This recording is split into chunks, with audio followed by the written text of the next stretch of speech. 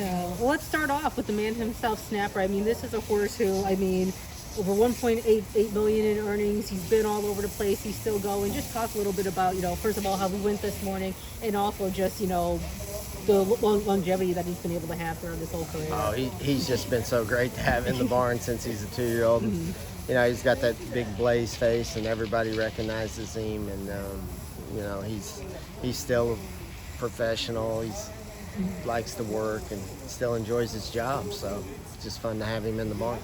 How is he to train? Is he an easy horse, and is that part of the reason why he's been able to stay as good as he has for so long? Is just because he knows how to take care of him? Yeah, I think we've been. He's not always easy, but we've been able to manage him, and luckily we have very good exercise riders that can handle him. And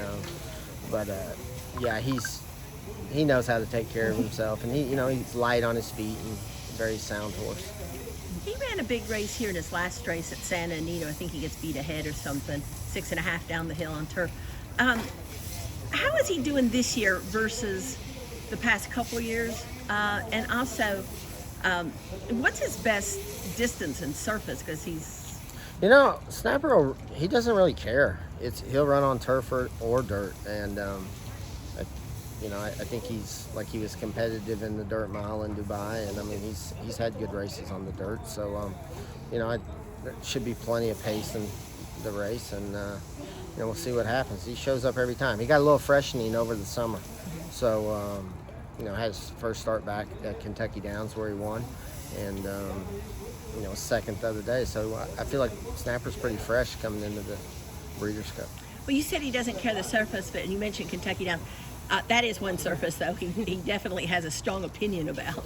That horse is unbelievable at Kentucky Downs. I don't know how to explain it, but if the Breeders' Cup was there, he'd probably be even money.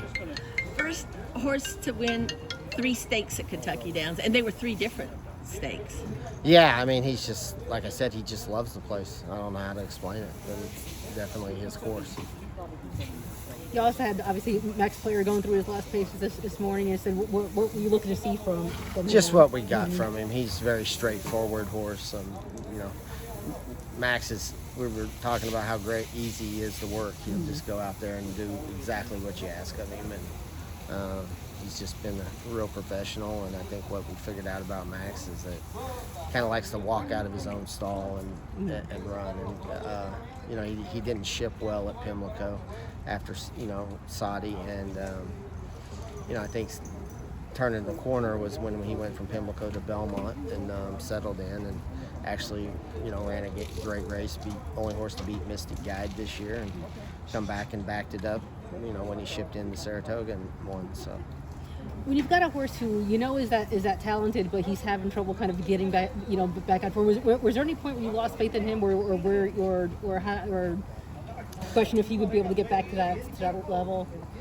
I mean, not really. We were obviously disappointed in his race at Saudi, and in Pimlico he was training unbelievable at Churchill. I think there was so much going on in the stakes barn that week, and he just didn't really accept it and was pretty wound up. And like I said, I think being able to ship into the barn at Belmont and be there, and being able to ship into the barn at Saratoga and be there, he just likes to be comfortable with where he's at. So.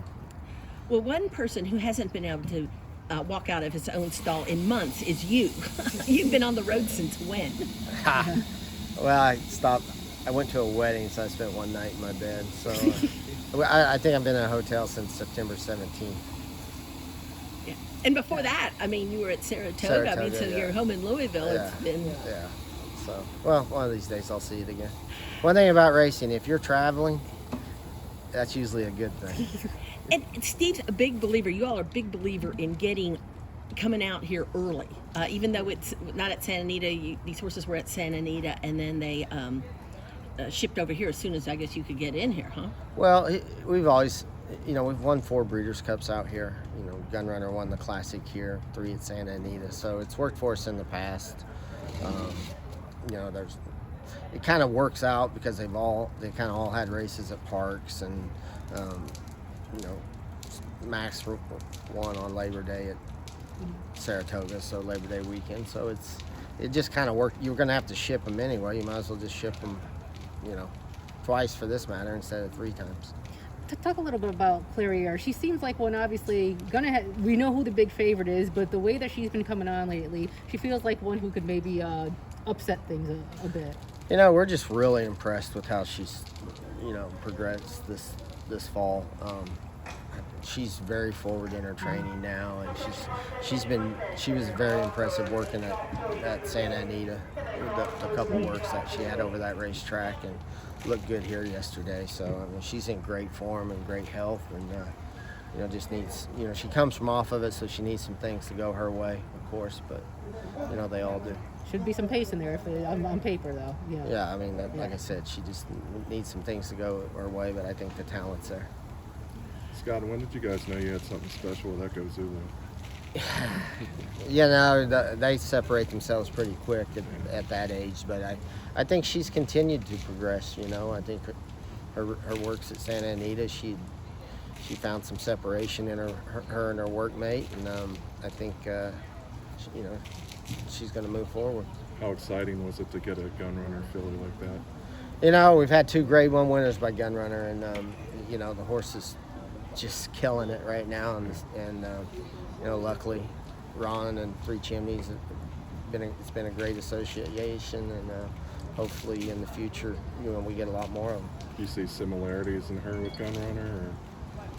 Or? It's funny, she kind of has it, she's a little nasally like he was, and yeah, I mean, she when she steps on that track, he turns it, she turns it on. So Okay, Silver State. Silver State, it was, his form is really, I mean, it's awesome this year. He was 3rd in the Whitney and was unlucky to lose the Parks Mile. Got beat ahead, but he's a 2-turn miler. I'm excited about the distance for him, and hopefully there's some pace in there. And horse is doing outstanding out here. And just getting back to Max Player, like you said, you won with the Classic with Gun Runner here in 2017. Talk about coming into the race, the Classic this year, and the competition with Max Player versus 4 years ago when you had the big favorite in Gun Runner. Well, I just think there's a lot of pace in this race, and he's been well, placed early in his good races for us. So he's probably going to have to show be a little more versatile, because I think he's going to have trouble probably making the lead in this group. So we're going to have to ride him accordingly.